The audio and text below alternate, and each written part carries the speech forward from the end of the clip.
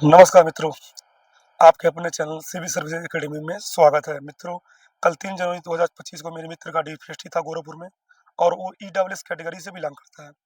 तो कल शाम को उसने फ़ोन किया था, भाई मैं 8 बजे करीब में गेट पे पहुँच गया था और बाहर लिस्ट लगी थी किसको कहाँ बैठना है सीरियल वाइज। 8:30 बजे मेरी एंट्री हुई, 9 बजे मुझे अंदर बुलाया गया। वहाँ पे मेरा बायोमेट्रिक हुआ, बायोमेट्रिक में क्या आधार कार्ड माँगा गया और फिंगरप्रिंट लिया गया। बायोमेट्रिक में फिंगरप्रिंट लिया गया और वो बता रहा था कि सारी उँगलियों को, दोनों हाथ के सबसे फिंगरप्रिंट लिया गया।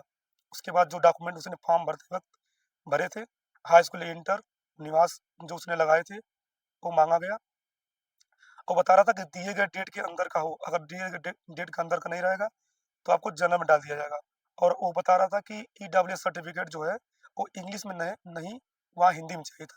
क्योंकि बता जो लड़का इंग्लिश में लेके आ रहा था, उसे जनरल में डाल दिया जा रहा था। और एक वो बता रहा था कि वित्तीय वर्ष जो है 2023-24 होना चाहिए और जो डॉक्यूमेंट ईडब्ल्यूएस था, वो दिए गए डेट यानी 16 जनवरी 2024 के पहले का और अप्रैल 2023 के बाद का होना चाहिए। अब फ़ोटो बताया भाई, 2-3 फ़ोटो लगे थे, मतलब उसने 5 फ़ोटो ले गए थे और वो उसके बाद उसकी लंबाई चेक हुई और वो भाई लंबाई में वो फ़ेल हो गया था, क्योंकि उसकी लंबाई 0.4 घर पे भी कम आ रही थी और वहाँ भी वही हुआ। वो परेशान था, वो पहले जाना चाहता ही नहीं था डीपीएसटी के लिए, क्योंकि उसकी लंबाई कम थी। हमको फ़ोन किया था, भाई क्या करें, जाए या ना जाए? तो मैं कहा, भाई तुम यहाँ हाथ से नापे हो, तुम वहाँ जाओ, वहाँ मशीन होता है, परेशान ना हो। अगर आ जाएगा तो बढ़िया है, कम हो जाएगा तो कोई बात नहीं। तो वहाँ पे उसकी लंबाई चेक की गई मैनुअल मशीन पे, तो वहाँ पे 0.4 कम आ रहा था। उसके बाद उसने ऑब्जेक्शन फॉर्म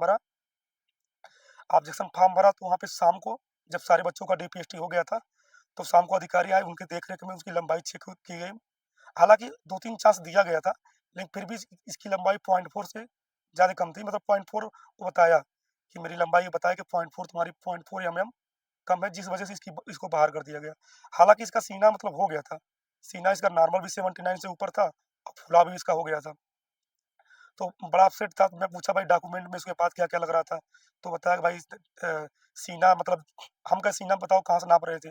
तो बताया भाई कि सीना जो है वो नॉर्मल, मतलब पहले दोनों, मतलब कि यहाँ जो है ये निप्पल है, इसके पास के ऊपर थे, ऐसे दोनों हाथ करा के ऊपर, तब वो नाप रहे थे नॉर्मल। कहा कि सीने में दिक्कत नहीं थी, अगर जो लड़के फुला नहीं पा रहे थे, उन्हें मौका दिया जा रहा था। तो उसको सीने में दिक्कत नहीं थी भाई, उसको मतलब उसका सीना था वो, उसको बस लंबाई की प्रॉब्लम थी, जो लंबाई में वहाँ भी उसको दिक्कत हुई और वो फेल हो गया 0.4 से। और काफ़ी मतलब सैड था, मतलब फ़ोन पे बात कर रहा था, तो ऐसा लग रहा था कि भाई काफ़ी दुखी है। तो बताया कि मतलब जिनका ईडब्ल्यूएस से बता देना कि इंग्लिश फॉर्मेट नहीं चल रहा है यहाँ पे हिंदी वाला लेकर आएँगे। और जो घोषणा पत्र है, अगर आपके पास है, तो आप वहाँ से घर से भर के लेकर आएँ। अगर नहीं भी है, तो भाई मेरे टेलीग्राम चैनल पे आपको घोषणा पत्र मिल जाएगा ईडब्ल्यूएस का, या डीपीएससी सेंटर पे मिल जाएगा। वो बता रहा था कि लंबाई वहाँ पे जो मैनुअल पे नाप रहे थे, तो जैसे कि वहाँ पे आप खड़े, वो बता रहा था खड़े हो, जब वहाँ खड़ा हुआ, तो नॉर्मल उसकी लंबाई नापा जा रहा था। तो बोला था दबा के, जहाँ पे दबा के नाप रहे थे, जिससे उसे दिक्कत था।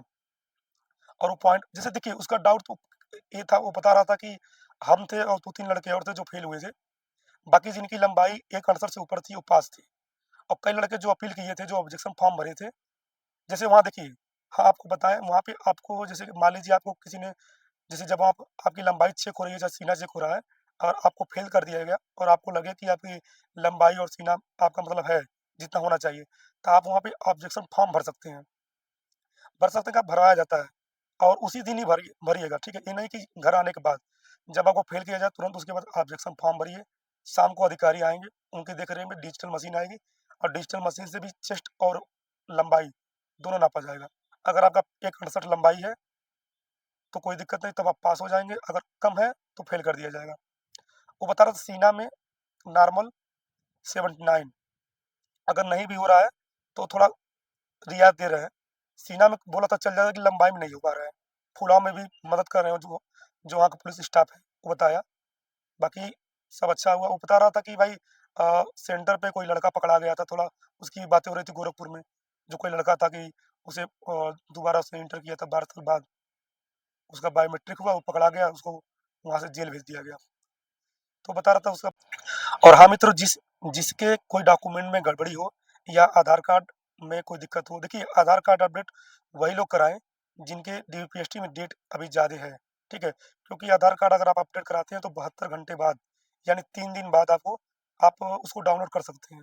3 दिन, कम से कम उसमें 3 दिन लगते हैं आधार कार्ड अपडेट कराने में। अब भाई अपडेट वही लोग कराएँ, ठीक है, जिनकी फ़ोटो क्लियर नहीं आ रहे हैं, चाहे जिनकी बायोमेट्रिक नहीं हो पा रही है, ठीक?